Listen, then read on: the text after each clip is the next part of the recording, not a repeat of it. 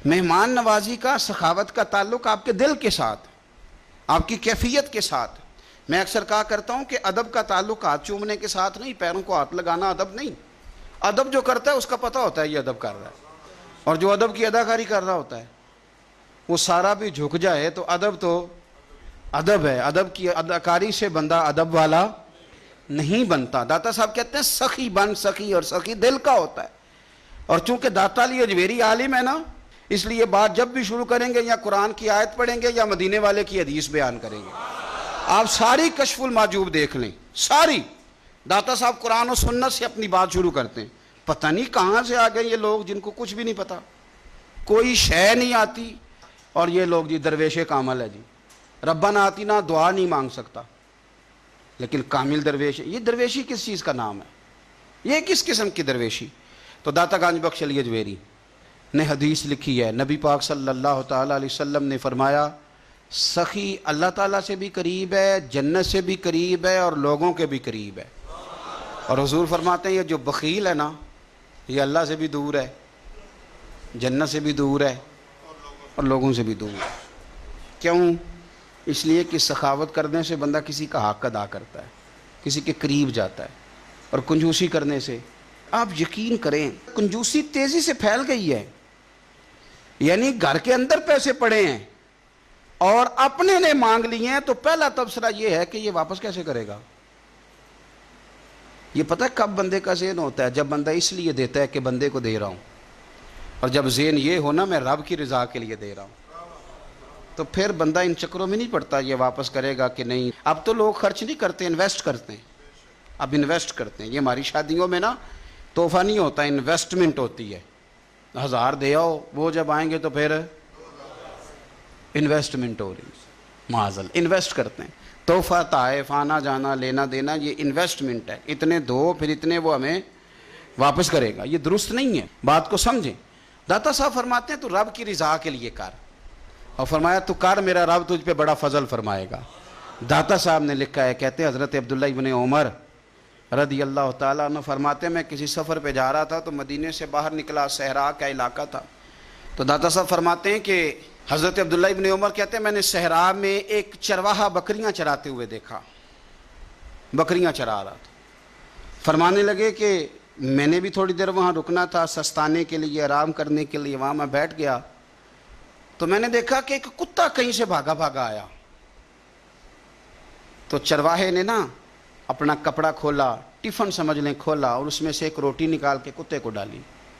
کتے نے کھائی اور پھر للچائی نظروں سے چرواہے کی طرف دیکھا، اس نے ایک روٹی اور نکال کے ڈال دی۔ کتے نے کھائی تو پھر للچائی نظروں سے دیکھا تو اس نے ایک روٹی اور نکال کے کتے کو دے دی۔ اب کتا سیر ہو کے چلا گیا۔ حضرت عبداللہ ابن عمر رضی اللہ تعالیٰ عنہ فرماتے ہیں میں قریب گیا اور میں نے جا کر اس چرواہے سے پوچھا، غریب آدمی سے، اجرت پہ کسی کی بکریاں چراتا ہے، تیرے پاس کتنی روٹیاں ہیں؟ کہنے لگا 3 ہی تھیں۔ وَيُؤْثِرُونَ عَلَىٰ أَنفُسِهِمْ وَلَوْ كَانَ بِهِمْ خَصَاصَةٌ۔ اللہ فرماتے ہیں بڑی شدید ضرورت بھی ہو تو پھر بھی اللہ کے بندے دوسروں کو ترجیح دے دیتے ہیں۔ تو حضرت عبداللہ ابن عمر رضی اللہ تعالیٰ عنہ فرماتے ہیں میں نے اسے کہا کہ تو نے 3 ہی دے دی، اب کیا کرو گے؟ کہنے لگا حضور یہ صحرا ہے، کتے صحرا میں نہیں ہوتے، کتے تو زیادہ تر آبادیوں کے قریب رہتے ہیں، یہاں کتے نہیں پائے جاتے۔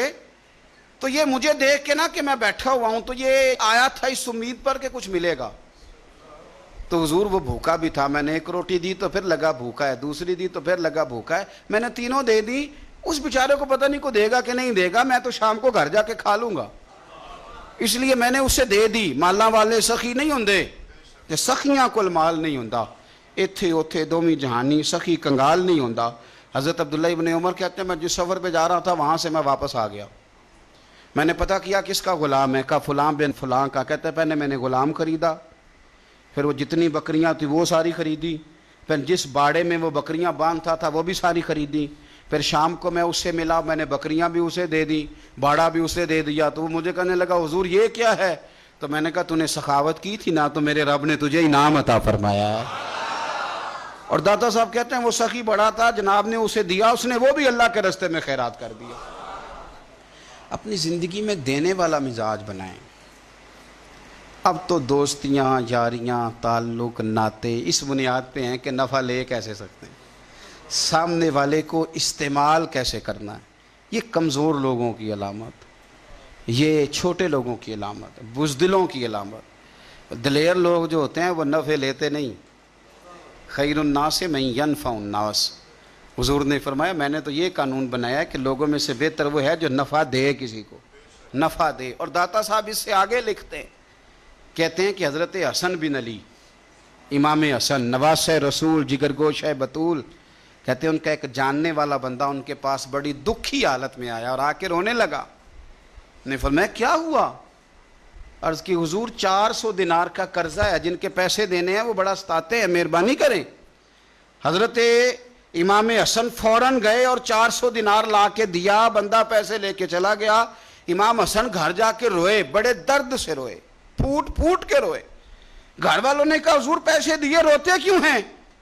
فرمانے لگے رو اس لیے رہا ہوں کہ وہ میرا جاننے والا تھا، اس بیچارے کو آ کے کہنا پڑا ہے کہ میں مجبور ہوں، میں جو اسے جانتا تھا تو مجھے جاننے والوں کا خود دھیان رکھنا چاہیے، مجھے خبر ہونی چاہیے تھی کہ آج کس کس جگہ ضرورت ہے۔ یہ کیا سخاوت ہوئی کہ کوئی دروازے پہ آ کے مانگ